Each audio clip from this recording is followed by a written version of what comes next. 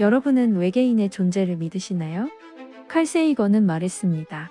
이 넓은 우주에서 오직 지구만이 생명의 구역이라면 공간의 낭비가 아닌가?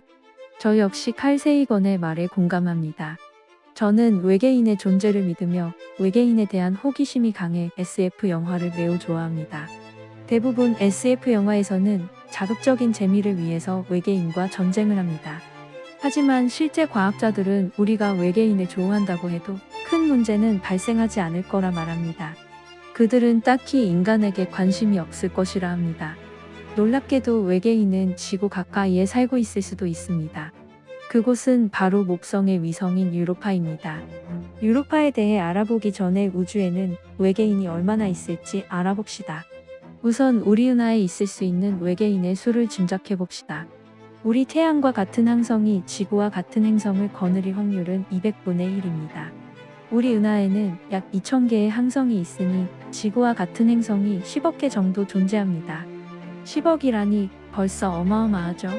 지구의 망원경으로 관찰한 태양계 밖 행성은 2000개가 넘습니다. 그중 대부분은 기체로 이루어진 목성형 행성이라 생명체가 존재하기 어렵습니다. 지구형 행성도 몇 개 발견하였는데 바다가 존재하는 행성도 있습니다. 바다가 있다면 유기화학물이 만들어질 수 있는 조건이 되며 즉 생명체가 탄생할 수 있습니다. 우리 은하에 지구와 같은 행성이 10억 개 정도 있다고 했습니다. 그리고 은하는 무려 1천억 개 정도 존재합니다. 그러니까 지구와 같은 행성은 1000억 곱하기 10억 개가 존재한다고 볼 수 있습니다. 솔직히 이 숫자를 어떻게 불러야 하는지도 모르겠습니다. 아무튼 어마어마한 숫자입니다. 천문학자 프랭크 드레이크는 지적인 외계 문명의 수를 계산하는 방정식을 고안하였습니다. 방정식은 매우 단순합니다. 항성의 수나 확률을 곱하면 됩니다. 항성과 행성의 수, 생명체가 발생할 가능성, 생명체가 지적 능력을 가질 확률, 문명 발전 정도 등 7개를 곱하면 됩니다. 그러면 우리 은하에서 대략 1만 개가 나옵니다. 어림하는 방식이라 정확하지는 않지만 그래도 없는 것보다는 낫습니다. 드레이크의 방정식은 지적 능력을 맞춘 외계인의 수입니다. 만약 단세포 세균이나 단순한 지렁이와 같은 생명체의 수를 알고 싶다면 진화와 문명이 발생할 확률을 빼도 됩니다. 그러면 생명체가 존재할 확률은 훨씬 올라가게 될 것입니다. 우리는 지구에 살고 있습니다. 외계인도 지구처럼 암석으로 이루어진 행성에 살고 있을 것이라 생각합니다. 그리고 적절한 햇빛이 필요하기 때문에 별에서 너무 멀리 떨어져도 안 된다고 생각합니다. 그래서 목성형 행성에서는 생명체가 없을 것이라 간주합니다. 하지만 최근 천문학자들은 생명체가 존재할 행성으로 지구형 행성이 아닌 목성형 행성을 점치고 있습니다. 정확히 말하면 목성형 행성이 거느린 위성입니다. 목성형 행성은 기체로 이루어져 가볍지만 크기가 크기 때문에 위성을 꽤 많이 거느리고 있습니다. 목성은 무려 95개의 위성을 가지고 있습니다. 그 중에서 유로파라는 위성이 있습니다. 목성의 6번째 위성이며 크기도 6번째입니다.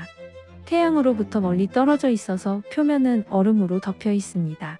당연히 생명체가 살기 힘든 곳입니다. 하지만 지하에는 조력으로 적절히 데워진 액체 상태의 바다가 있는 것으로 추정됩니다. 지구와 달이 중력을 주고받으며 썰물과 밀물을 만들어내는 바로 그 조력입니다. 유로파에도 같은 종류의 힘이 존재합니다. 유로파의 조력은 목성으로부터 영향을 받기 때문에 훨씬 더 강력합니다. 목성의 중력으로 인해 유로파 내부에서 마찰력이 발생하고 마찰력은 열을 발생시켜 화산이나 구멍을 만듭니다. 이 근처에 얼음이 있다면 열로 인해 액체가 되면서 바다를 형성할 수 있습니다. 천문학자는 유로파에 지구보다 깊고 몇 배나 넓은 바다가 있을 것으로 예상합니다. 적절한 온도의 바다가 존재한다면 생명체가 만들어질 가능성도 매우 높습니다. 우리가 마주칠 최초의 외계인은 다른 별이 아닌 우리 태양계에 존재할 수도 있습니다. 유로파 탐사선은 2025년 이후 발사 예정입니다. 유로파 착륙 예정은 2030년입니다. 주요 임무는 유로파의 생명체, 물, 표면 구성 등을 탐사합니다. 소식만 들어도 가슴이 두근거립니다. 우리가 오래 살아야 하는 이유입니다.